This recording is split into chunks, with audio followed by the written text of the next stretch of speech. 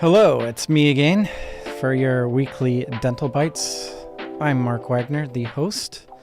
Um, I love being in this room. I love it. I'm so fortunate to talk to everybody that I get to talk to. It's kind of like I get to cheat and learn from all these great people doing great things in the industry. My next guest coming on here is no exception to that. She is a brain when it comes to getting you from stopping managing your practice to start being a leader in your practice. She's going to kind of go through that and talk to us about how to wrap your brain around that. Without further ado, let's just bring her in so that I'm just not rambling to myself. Stephanie, how are you doing today? Thanks for coming on. Thank you so much for having me, Mark. I'm doing well. How are you? Well, it's Friday, so it's always good. It's been crazy. How about you? Like, it seems this year seems to be just kind of flying by. Like, how's the year going for you? Yeah, I feel like I've blinked and all of a sudden it's May. Like, how did that even happen? I'm not sure, I but don't, in a total good way. in a good way. Yeah, I just think In a that's good way. kind of like when you dig in, and then when you bring your head up for air, sometimes it's like, wow, she's like, slow down a little bit. But you had a little cancellation this morning. You've been cruising around. People are bringing you in for sessions.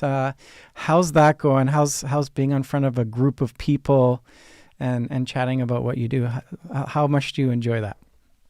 Yeah, it's funny because it's something that speaking in front of groups of people and presenting topics in front of other people in the industry. I thought that I would maybe not excel at it, but I've thoroughly enjoyed it to my surprise. And I'm glad that I've been able to lean into it because it's provided me with something that I didn't know would be such an amazing thing to do and an amazing way to spend my time to create content and present it to groups of people. And then much like yourself, I get to learn from other people in the industry by starting those conversations and being in front of other groups of people and getting to learn things along the way, which is really cool. Stephanie, where did this passion come from? You started as an assistant. Where did, like, what was the inspiration to start doing this dental director academy? Like, when did that all kind of come? Like, when did the light bulb come off? Well, so I actually started as a receptionist and Oh, then became a RDA and then became an office manager. And like, I can't, maybe there's been a few like moments along the way, but I think it's actually been like a layered effect of my entire career in the industry. First of all, having a really influential leader as my boss for many, many years who never held back knowledge um, or CE or held me back in any ways. She always elevated me in my role and always was so gracious with sharing information with me. And then when I started to sort of like dip my toes into consulting to see if I could replicate, a process that I completed at her practice, I realized that, hey, like I actually have a knack for this. I can do this. But there was actually this moment where I realized I was having bigger impact on the practices that had leaders in their practice that I could teach. I could teach business to, I could teach about leadership, I could teach about metrics, that those practices that had leaders or people that they were willing to elevate as leaders in their practice and as office managers, director of operations, whatever you want to call them. I realized that those practices that I was working with as a consultant, I was having far bigger impact. And throughout my journey as a office manager, I had to travel to get good education. There was nothing like right here in Canada, nothing, especially nothing in Alberta that I had access to. I traveled to the States all the time to get good education and realized that I wanted to be a part of delivering that to people within my local community. that's awesome.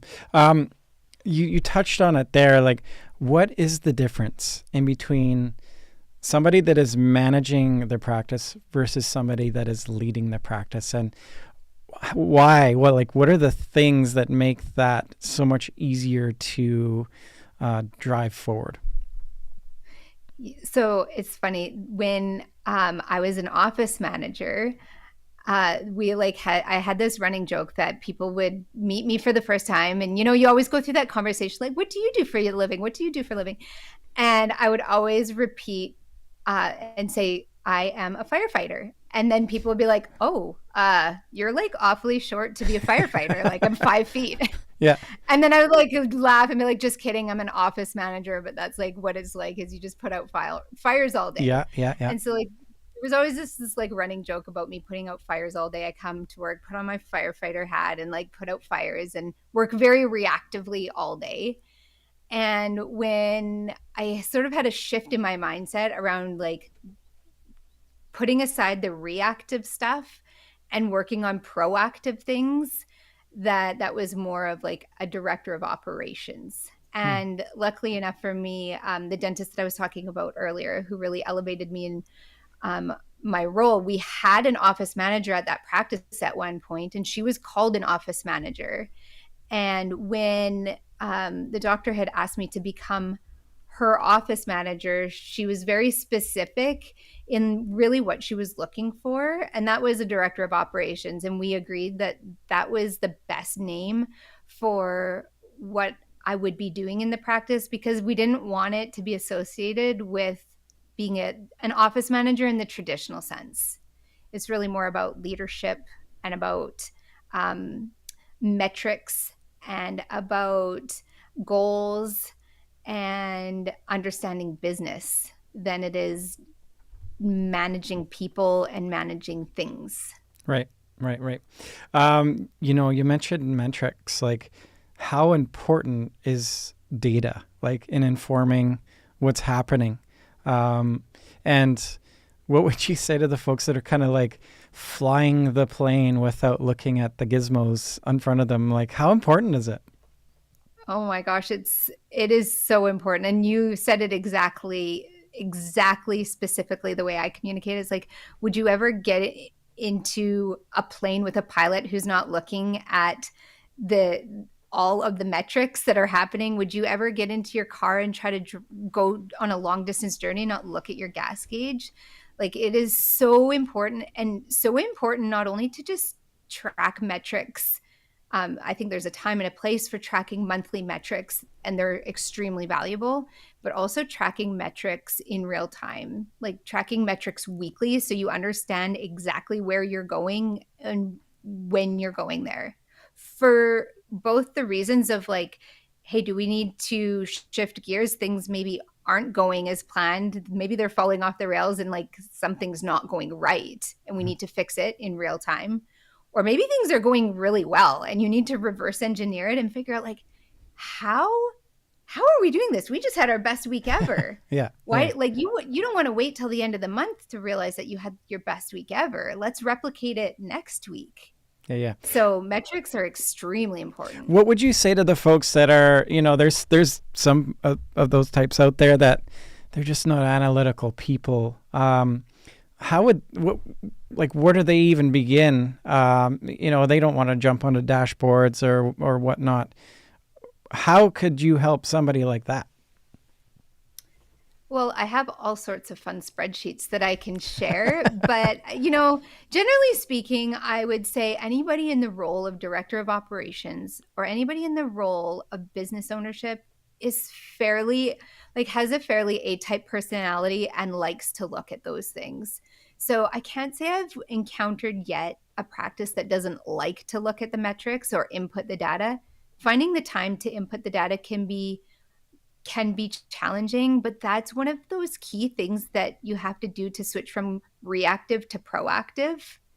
Because to get something you've never had, you must do something you've never done. And if you've never tracked metrics, then you should try tracking it to see if you get a different result. Because just from looking at the metrics, you're going to get better results just from tracking it. not even doing, like, not even putting any intentional effort, you will start to see an improvement in your numbers. Yeah, I totally agree. Like it informs your direction. I, I don't know. I just I'm the type that will, even if I'm driving home from Vancouver, I'll even put my address in so that I get the best route. Like we have Yes. these tools now. It's awesome, right? So when you're Yes. when you're first like starting up with a clinic, where do you begin? Like what's your first few steps? Oh, that's a really good question, and I think it really depends on what the practice is really wanting. With the Dental Director Academy, we have tons of options, so they can start with just a membership option and have access to some fundamental tools like a KPI tracker, Ooh, um, and newsletters, and some resources of people that I work with in the industry who are exceptional at what they do and preferred pricing around their products. Or they can sign on just for the course, and their director of operations can level up in what they're doing through a PACE certified program. Or they can sign on for the growth management coaching. And when we start with that, and it's you get access to both the membership and the course, along with specific tailored coaching for your practice. We would start with a practice analysis, a practice wellness assessment, essentially, is what it is. cool. And What does that consist of? That's cool. it's just Yeah. it's a form that you would fill out about your practice, and about the things in your practice, the things that you're doing, the things you're not, the things you're seeing value in, finding out if you have a vision for your practice, sharing those details. Because when you have a vision or a mission statement or both, core values too, it provides a roadmap for me as your coach to understand where you want to go and to be able to help educate the director of operations in your practice based specifically on what you want for your future. Right. Uh, So we find out those details, and then we create a plan around it. Love it. Love it. What about the folks that don't have that type of role in their practice? Where would they begin? They would begin by finding somebody for that role, whether that Step one, right? Yeah. we explore internally if there's anybody internally that would be a fit. And if nobody internally is a fit, then I assist with recruiting for director of operations. Now this is sort of, we had like we met in Rimby at Dr. Nordstrom's practice. It sounds like he went on this direction. Like he had Yeah. brought somebody in under your direction. Yeah, so we were seeing some really good results in his practice. And I just, as his coach, I felt a little stuck with what was next to help grow. And and I was a little bit nervous actually to chat with him about, like, I really think that you need an office manager, because I knew that he really enjoyed the business side Yeah. of the practice. And but I knew that we were going to be stuck without it. So I chatted with him about it, and he was like, well, who? And I was like, you have this perfectly amazing person right on your team who I know is going to just blow it out of the water. And she did, Yeah. really, she did. And he said that hiring a director of operations was the best thing that he did for his practice. It allowed him to focus more on dentistry when he was in the practice, like really focusing on his patients and the dentistry and the treatment planning, and leaving all of the nitty gritty things that, and a lot of it he didn't enjoy, I found out, like hiring and firing and Hmm. creating protocols, and doing research on technology, um, leaving all those little nuances to somebody else who is really, really capable. That is kind of like the yin and yang of the practice, isn't it? It is like the business center and then the clinical center. Like when I'm kind of thinking about all the practices that I know that are super successful, there is usually somebody that is fully responsible for the business aspect, leaving the clinicians to like do their thing chairside. That's kind of the how it should run, shouldn't it? Yeah, and we talk a lot about team leads, clinical leads, hygiene team leads, like leads in the departments. And I always say, like, let's rebrand them to directors as well. Have a clinical director, assisting director, a hygiene director, a business director for your reception team. You can elevate them in the same way that you would elevate your office manager into a director of operations to really help with the flow in each specific department. What makes a good leader, like on any front? Like what three things should they, like, their makeup consist of? That is such a good question. I think the the thing that stands out most is somebody who is willing to grow, somebody who sees the value in learning and growth, because it's a position where you continually have to learn and grow and never stay stagnant in your role. Another key attribute would be somebody who's like always takes the reins, who's like, oh, like I can do that. Oh, you need this done. Let me help. That kind of stands out as somebody who is just willing to take ownership of projects is generally a really good candidate. And somebody who's interested in the metrics, somebody who likes numbers and is driven by numbers is generally another good attribute for that role. Somebody that says, like you said before, cool spreadsheets. Like if they say that, that's probably a good indicator. Cool. Yeah. Cool spreadsheet. Oh my gosh, I love a spreadsheet. You know what? I'm a nerd too. I like that. I love it too. But it's just it's funny, like fun and spreadsheet. And this, like, yeah, if you get it, you get it, right? Totally. How important are systems as well? Systems are incredibly important.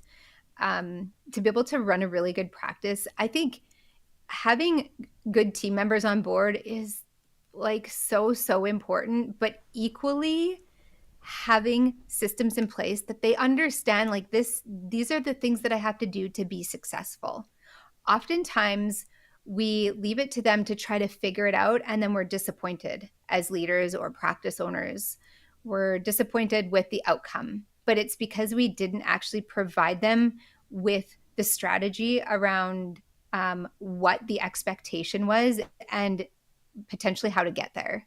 So that's what systems really do, is it creates a roadmap for the people on the team to be able to succeed. Right. How open should we be to like changing the systems as well, like evolving, things change? Does that ever throw a wrench in things when something's working, but there needs to be some sort of change? Like how should that go into like developing systems? Yeah, anytime you change something in a dental office, it throws a huge monkey wrench into things. People inherently don't like change because it feels uncomfortable. Yeah. Right. When you're going along and things are like, okay, this is working. I'm comfortable with it. It's not taking a lot of mental energy. It's comfort. When we change things up and they have to now expel more mental energy, they have to learn something new, change the way they're doing things so it doesn't come as like second nature to them. It can for sure feel uncomfortable. But generally speaking, that's where all the magic happens. And while if you have a good team in place and a strong leader who can communicate well with their team, that this place is never going to be stagnant. We're always going to be growing. We want to stay relevant in the industry. So we're attracting people maybe with that similar mindset. And then a good leader goes through that change with them rather than just directing, like, this is what you have to do. They're in the trenches with them.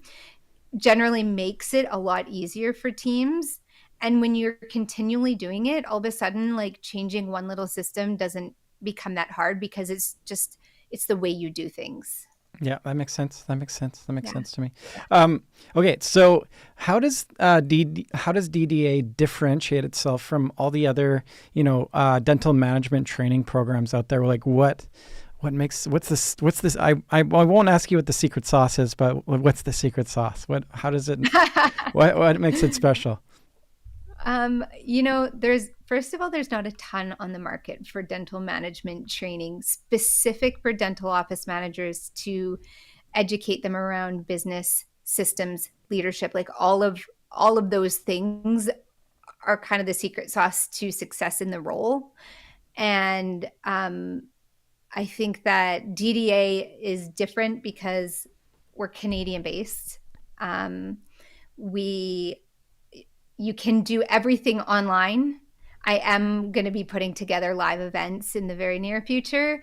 But if you don't want to come to those live events and you just want to learn online, that's available to you.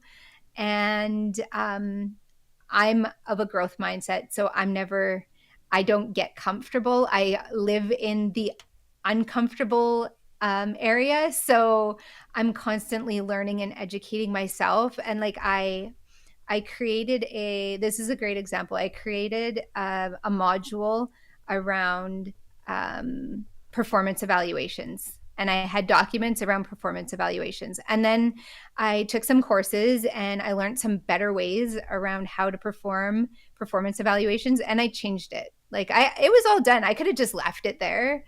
But I was like, no, there's a better way. And I wish that I knew this when I was managing practices.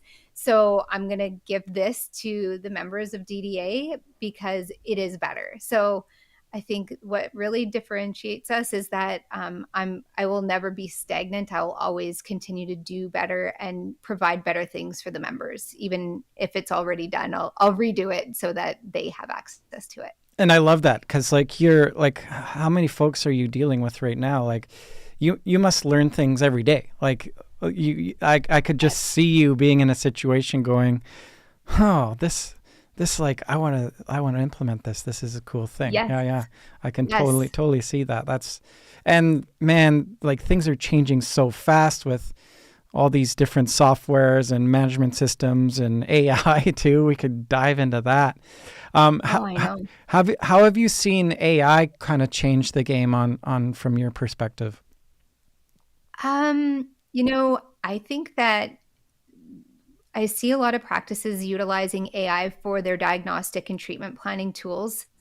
And I don't have an opinion on it either way because I'm not a doctor, and it'd be unfair for me to have an opinion. But what I think is really cool about it is streamlining the process of diagnosis and what that treatment plan is going to look like from provider to provider in that practice. So the patient would be getting a similar experience no matter who they've seen in the practice, that's something new in the industry, from my opinion. Yeah. I was talking to Dr. Jan Jaffer and, Trek Dental, and he's using a diagnostic software to do that, to have sort of a consistency across all of the practices. There's 32, in the Yes. business. So that makes sense to me, right?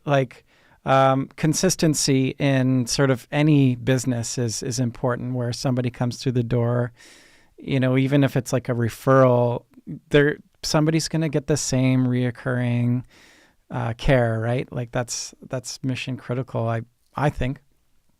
I agree. And the other thing in terms of AI is an AI receptionist, and the way that they're alleviating some of the burden off of the receptionists. And what I really think is clever about it is just having your receptionist not on the phone as much as they typically would be. They're still answering the phone, but just maybe even if it's 25% less time on the phone, they're able to give 25% more energy to the person in front of them. And we're a service-based industry. Hospitality matters so much. And it's so often that I walk into a practice and the receptionist is on the phone and they can't pay attention to who's in front of them. And both fronts are important. Yes.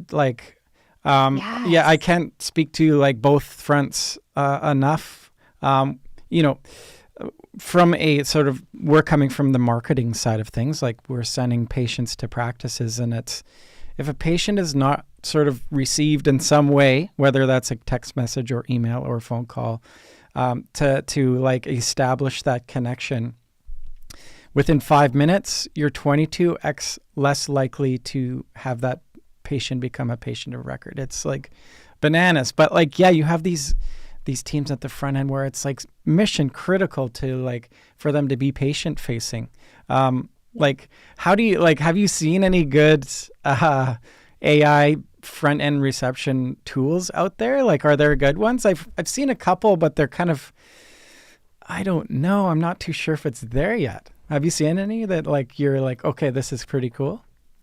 Yeah, I there is one, and it's a Canadian-based company, and it's a receptionist, like a virtual reception. When you phone, you're talking to AI, and like I've called the demo line a few times myself, Mhm. and it's pretty slick. It feels like you're talking to a real person. Yeah, yeah. I've had Um, I've had them like it's maybe it's me. I don't know, but I can tell. Um, and I've heard one of these demos too, and it was like sort of a recording of this demo, and at the end, the patient was like, "Uh, can I talk to a human?" Like, you know. So I guess like if we're sort of fielding these patients coming through the door with some sort of tool, it's like a matter of time before it's perfected. It's something to keep our eyeball on, I think, too. Like, would you agree with that? Oh, 100%. I think it's worth keeping our eyes on. I don't think there's a lot of dental offices that are quite there yet that are ready for there's some for sure, but there's a lot that I talk to that aren't quite ready for an AI receptionist or aren't quite ready for AI diagnostics. But I also seen those same practices. They were not ready. They weren't quite ready for airflow in their hygiene department, and now they are fully integrated with the airflow. So I think once they see the success in other practices and they're able to understand the benefit to them, it'll probably get fully integrated quicker than we think. Yeah, I agree. Um, Yeah. Here's a good one. How important is patient experience? Like, how important is it that we impart this feeling of trust and this experience? Like, you said it, like we're a hospitality industry. How, like, where should somebody start in building this sort of this atmosphere, this environment for people to come in? It starts when they answer the phone. Honestly, the way I always say to my teams, like when you answer the phone, make sure you're smiling because that's the industry we're in, and people will hear it. So, like, it starts right from answering the phone all the way through their experience. And I mean, it's so what I always say about hospitality and service is that it is the difference between customer service and customer experience is that customer service is what we're doing. We have the best of intentions. When the receptionist answers the phone and maybe like doesn't do something right, it's not because she's ill intended. She has the best of intentions, but maybe forgot something or wasn't trained properly. But customer experience is that it can be reproduced and it's very intentional. So when we get intentional about experience, it's less scripted and it's more like driven by where like the practice's vision, their core values, their mission, and the level of training that they've received around what patient experience is and what hospitality is. Yeah, yeah, yeah, yeah. I agree. That's yeah. I I think sometimes like that's forgotten out there, and that's like so critical. What uh, what are like some common things that you're seeing that that office managers are facing, and how are you helping them address those things? So the thing that we're talking about all the time right now is um, hiring people in the dental industry and hiring for receptionists and hiring for RDAs and hiring for hygienists. And it seems like there's a shortage of all of the above. And how do we hire quality people and not have our wages blowing our profitability out of the water? Like what is a process around it? And I think to attract the right people on the team, again, it kind of like goes back to hospitality. You have to be very intentional with the way you do it.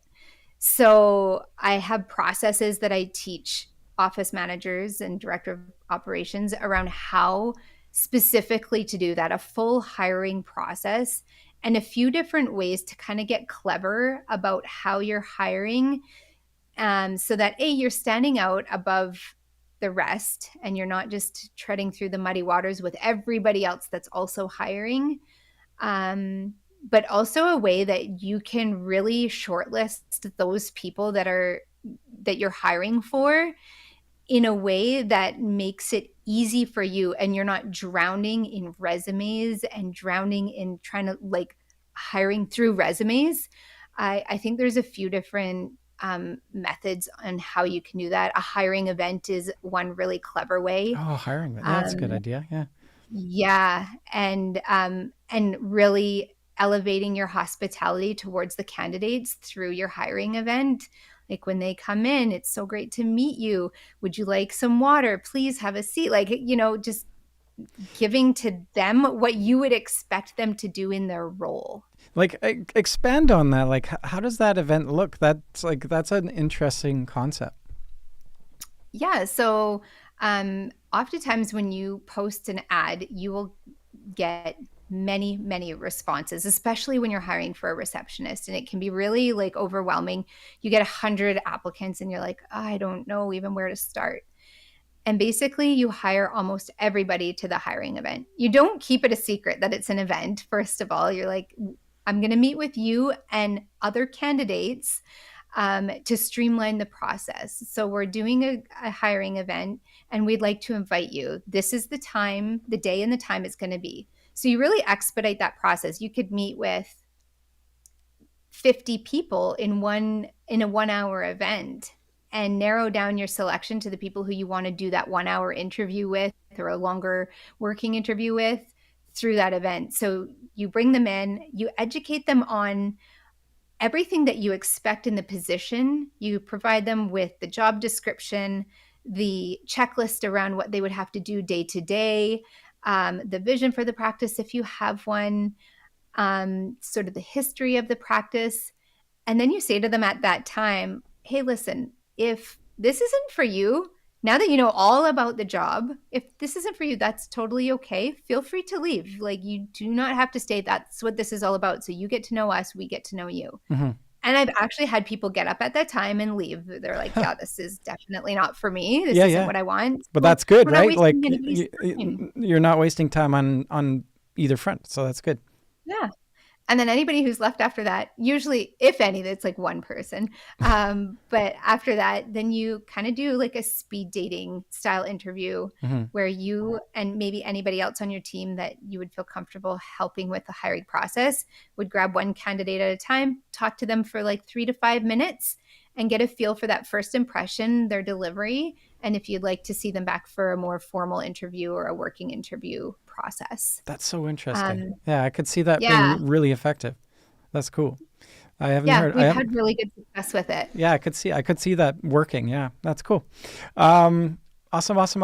Let's get into some stories. Now, I know of one already where you were able to come in and just change the game, and this practice is now kicking some ass, expression. But like that's, I'm sure, where you kind of put your feather in your cap, and those proud moments are awesome. I want to hear a story about some success. Yeah, I have a few. One practice that I just recently started working with, they had they have a pretty busy office. She actually just recently opened up a second practice, and they're plunking away pretty good. And she was a little bit like, I don't even know really where we can grow. Obviously, we want our second office to get really busy, but like I'd like to see if we're even optimizing our original practice. So we started looking at some numbers and realized that the hygiene team was really devaluing their time. They weren't they weren't billing out appropriately for their time. And now I would never encourage anybody to overbill Hmm. or bill unethically. Like, this is just valuing the time that you're spending with patients and understanding what is billable time. Oftentimes, hygienists believe that they bill for scaling when it's like tooth on scaler and that's it. But that's really not actually the case, and that's not what the college has communicated as billable time. So we realized that they were underbilling. The hygiene team all wanted to make more money, but like she couldn't pay them more money because they were underbilling. And we realized that they were leaving like $300,000 a year on the table with just underbilling, just the time that they were seeing patients. This isn't even filling more time in the schedule, adding hygiene hours. We were underbilling by $300,000. Wow. So we came up with a creative way around implementing a bonus structure. First of all, educating the hygiene team on exactly what billable time was, what they could bill for, making them feel empowered as licensed clinicians, that they should be valuing their time, that their time is extremely valuable. And then implementing a really cool bonus structure so that if dependent on the amount of time they build, they could potentially earn more money. But they couldn't unethically bill, like that was out of the question, and we were Yeah. going to be monitoring that. And everybody started everybody increased their billing by over $30 per hour on her hygiene team. That's massive. And everybody's making more money, including like the profit margins have increased for the practice. The practice owner is now has a fully optimized hygiene team that's valuing their time. And the hygiene team is super happy because they're actually making more money. They understand how they can make more money and things that they can do for their patients to support their health and make more money at the same time. And we can go off on this tangent too, like hygiene itself, like how much dentistry just comes out of the hygiene chair? Like In how most practices, it's like at least 30%, yeah. 30 to 35%. Some practices are much higher, dependent on um, their patient volume, how many of their patients are on maintenance, and we see some upwards of 40, 45%, but most practices are sitting at least around 30% hygiene volume. So that's significant. Yeah. What's a healthy recall number? Like what percentage of the practice is coming like standard practice twice a year? Um, how hard is it to hit like past 80%? Like what things could folks do to increase their recall? I think spending time with the patients, educating the patients, all these like cliche things, but getting really, really good at it and Hmm. having systems in place, calibrating your hygiene team. And I'm not even a hygienist, and I don't even do the calibration with hygiene teams. I have a hygiene coach that helps me with that. Yeah. But I see so much value in spending time with just the hygiene department, and allowing them to create a standard of care in their practice that everybody adheres to and agrees upon, and calibrating everybody on what billable time is and getting everybody on the same page with that.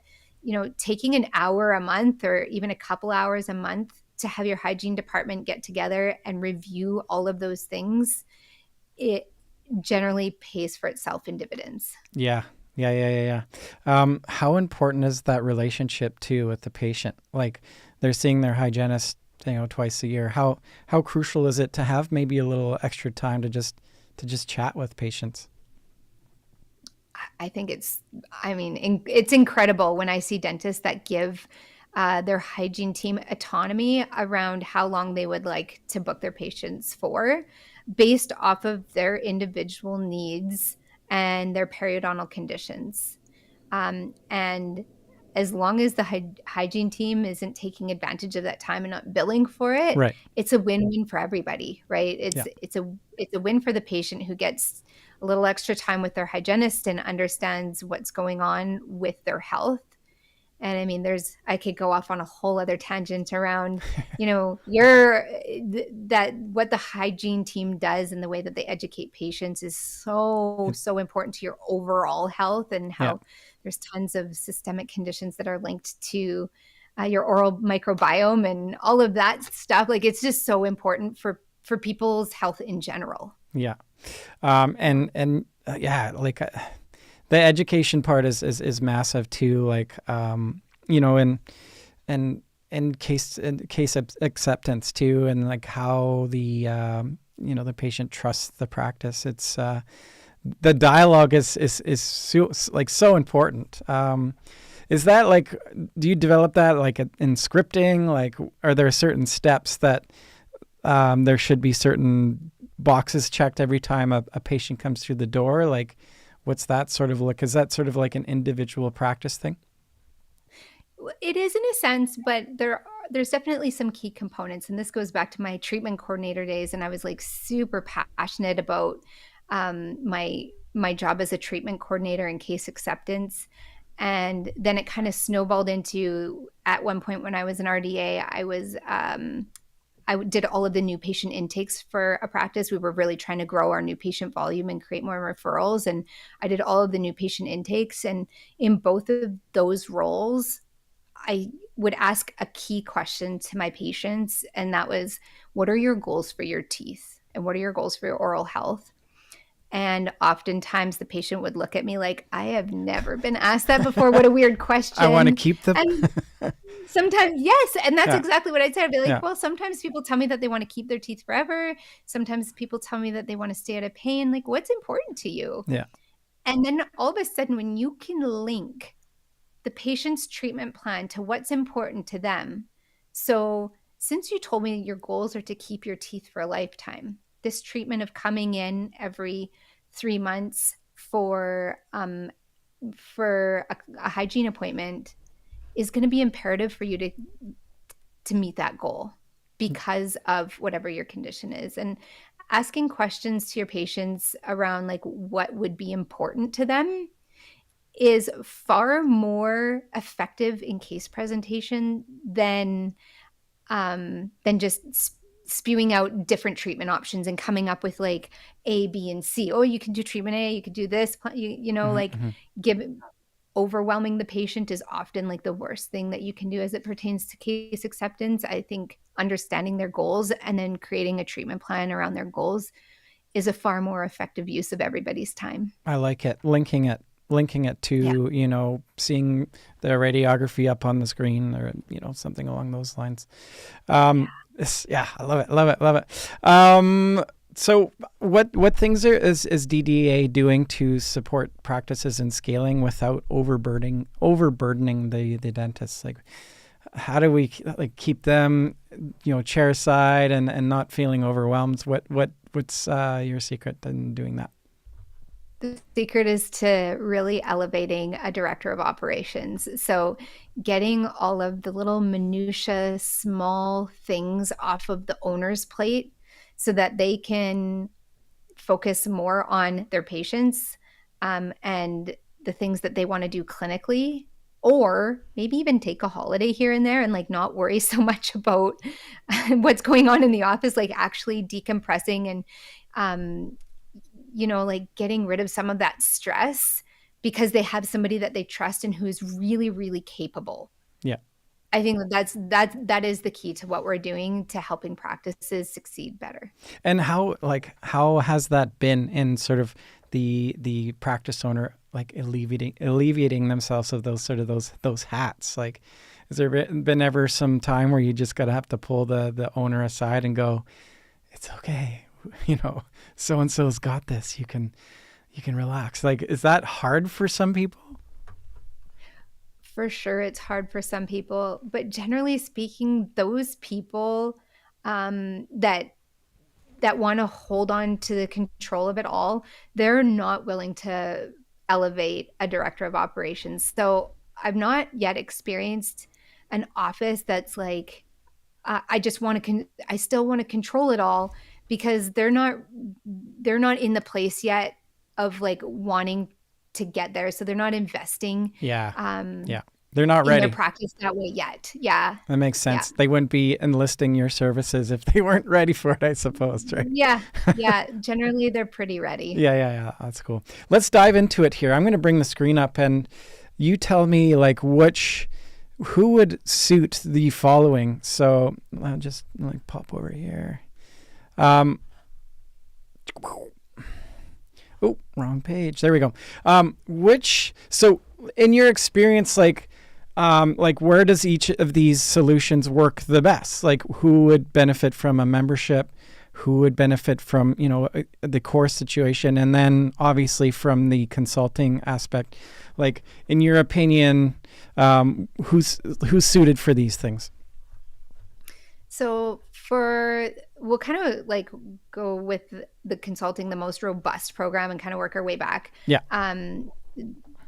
The consulting is great for practices that want to grow, that want to increase their profits, that maybe they have an office manager who's like really wanting to grow, but maybe isn't like a self-starter or isn't capable of taking a course and implementing it. Like having a little extra support would be important for them. Those would be the people that the consulting package would work really well for. And like I say, the people who want to grow either their revenue or their profitability, and that's always, the profitability is always the key component that I'm looking at, because that's what matters most in your practice, is how profitable you are. Anybody who's wanting to grow their profit margins is going to be generally speaking, a good candidate for the coaching program, the consulting. The course is great for a self-starter, an office manager who maybe somebody who wants to either become an office manager, somebody who's recently become an office manager and doesn't really know, like generally speaking, it's an RDA or a receptionist who's like the strongest in their role that just gets kind of like moved into office management, or an office manager who's been doing it for a while but maybe feels a little out of touch or feels a bit lonely. It's a very lonely job. You're the only person in the office that is doing that job. You're generally not getting CE thrown your way all the time. It's always clinic that's getting CE. So somebody who's just looking for a community and for like additional learning support would be great to take the course. And then a lot of times people who take the course would transition to the membership. Or if you just want to kind of dip your toes in and see like, hey, what's DDA all about? The membership's a great way to do that as well. See some of the resources we have in the resource library, check out the community aspect, and get in touch with people who are doing the same job as you as an office manager. It's great because, like I said, it's a bit of a lonely job. So that community aspect has been really important for everybody who's a part of the academy and for myself. Yeah, that was my next question. The community, like how's that contributed to the development of the members? Oh, extremely, extremely well. So I recorded the course through live sessions because I realized that I suck at just looking at a screen and talking to myself. And I decided that I was going to do it through live sessions instead, record the content and upload the courses as I went, which ended up working out better than I could have ever imagined. It was far less awkward than me just talking to a screen and trying to stay engaged and stay really excited about the content, because every single session people showed up and then they had things to contribute that helped us create really enticing discussions. Yeah, that's cool. And again, like into an informing, growing your own program, listening to the folks on the front line and hearing sort of the day-to-day challenges. That's where that's where the crux of it is, isn't it? That's right. Yes, 100%. That's right. How are you? So are you tailoring these services to each practice? How do you go about doing that?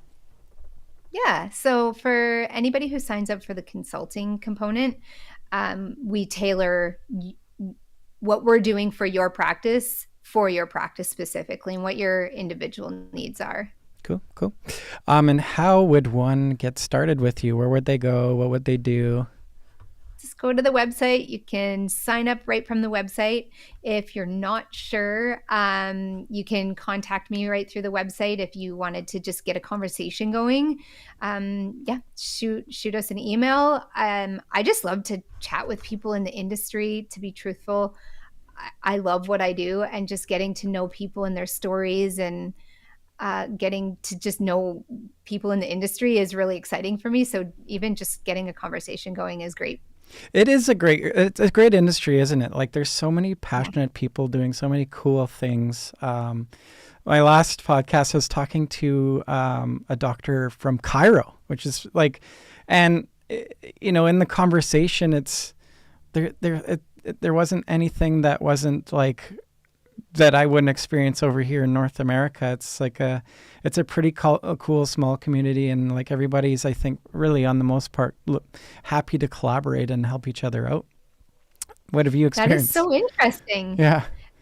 How did you meet somebody from Cairo to come on your podcast? Well, like just through the networking that this podcast does, like it was somebody that had been watching the show that I just asked, like, I'd love to chat with you, just like you just said there. That's why it kind of rang through my head. Like, it is so much fun. Like it's cool. Like everybody's, I think, in our own little places trying to provide the best solutions or services that we possibly can to fulfill sort of that little thing, our own purpose in this thing, right? Like and it all leads to patient care in the end. Like, it's a pretty neat, it's a pretty neat world we live in. So, and I think I love that you said that, Mark, because it's funny. The first practice that I worked in, like I've talked about, the doctor was Dr. Pecan. She was just extremely, extremely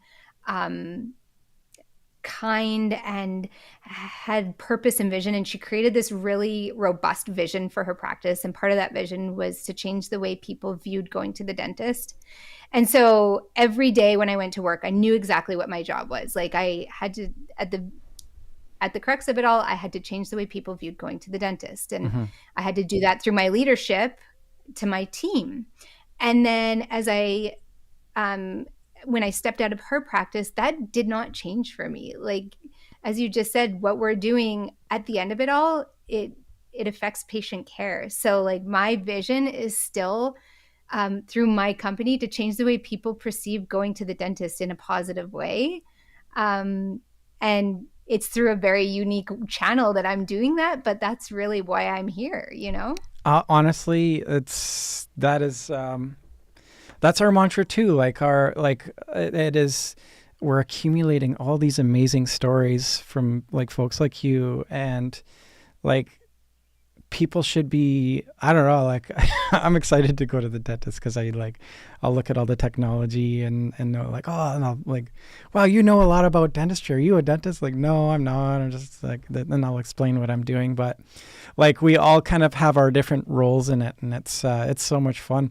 I'm flying out to see you in a little bit too, and I'm really looking forward to getting you in front of a camera and working with you too. It's going to be a lot of fun. I can't wait. I am so excited. Yeah. So I'm coming into Calgary, and we've got some folks there, and then into Red Deer. It's a little adventure. I love it. So much fun. Any final thoughts? Any philosophy? Good one-liners? Something that you read that's really interesting. Something that you would like to share?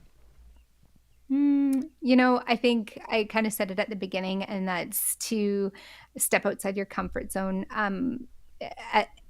If you want to grow your practice, trying something that you've never tried before will likely give you a different result. So expand your bubble. We all live in this little bubble of comfort, and if we expand that bubble, then generally we can become extraordinary at what we're doing. Yeah, I love it, and just be comfortable and happy in your own shoes too is another thing. Like break through the bubble and just be whatever it is that you're supposed to be doing. Again, how do we get in touch with you, and like the website's probably the best channel here, so I'll bring it up here again just so that folks can see. And then my email address, there's info@dentaldirectoracademy.com, or you can email me directly at stephanie@dentaldirectoracademy.com. Beautiful. And I'll have that down in the show notes so that folks can see. Stephanie, thanks so much for your time. I'm looking forward to getting out there and seeing you in person. Have a great weekend. It's been a pleasure, Mark. Thank you so much for having me. What an honor. We'll do this again, I'm sure. Can't wait. Yeah.